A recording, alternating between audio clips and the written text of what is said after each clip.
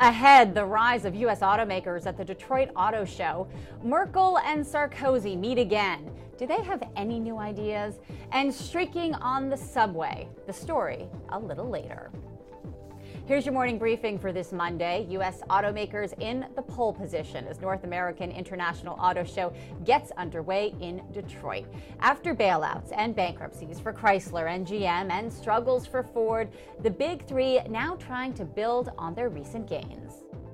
Well, the Detroit automakers come into this show really on a roll. All three of them have taken market share. That's the first time that's happened since the late 1980s. All of them have really taken steps to remedy the weak spots in their product lineups. And it's the Asian automakers, Honda and Toyota, that are really on the defensive. It's a different story for the financial industry, still dealing with economic turbulence around the world. And this leads to our number of the day, 6.5 million. The Wall Street Journal reports that's the top amount your typical partner at Goldman Sachs will be paid for 2011. That may sound good. That may sound really good.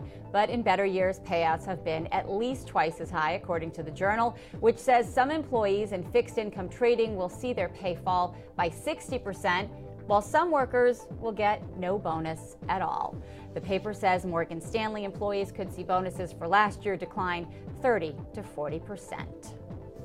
The head of the Swiss National Bank announced his resignation today. Let's go to Axel Threffel in London. Axel, a little bit of a surprise here, right?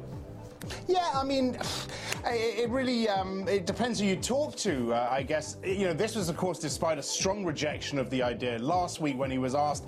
Not a huge surprise, Jen, given the circumstances, which, of course, centre around a controversial FX trade made by his wife just 3 weeks before the SNB, the national bank, imposed a cap on the Swiss franc. But nevertheless, it has seemed to make this market double take a bit. The Swissy is up on the news. Traders say that's basically a credibility issue, i.e. the hit the SNB took to its credibility has gone now.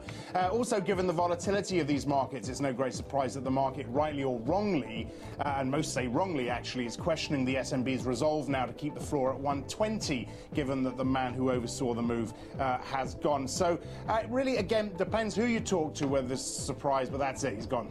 Yeah, it just seemed last week he was really defending himself, but you never know.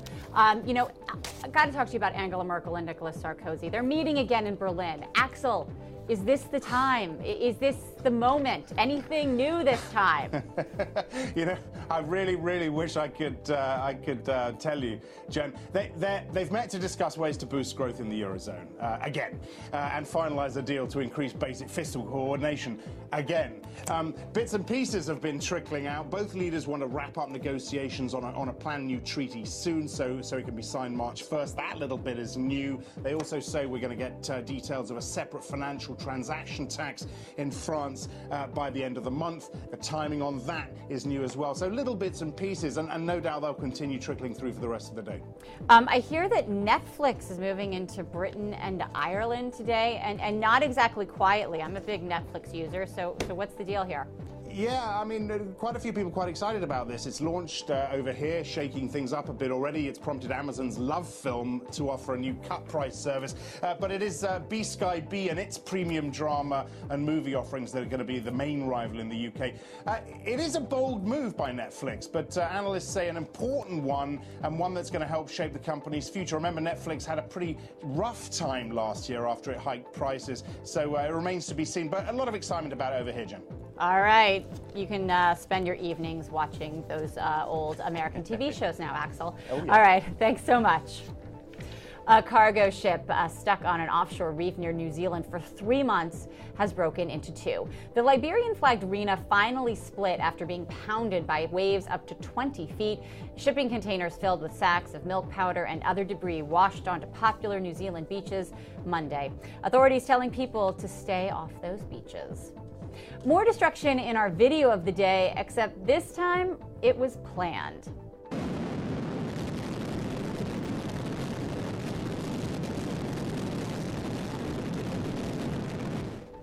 A 20-story office building in Houston collapsed in on itself. It was commissioned by Prudential in the 1940s, but was suffering from foundation problems and would have cost more to repair than to rebuild. And finally, subway riders in Mexico caught with their pants down. Hundreds took to the metro in just their underwear, though they probably scared the pants off fellow riders. Organizers say they wanted to have fun and see the reaction they evoked. Flash mobs conducted similar experiments in dozens of cities around the world, and luckily I did not run into one here in New York. That's your morning briefing this Monday. I'm Jen Rogers, and this is Reuters.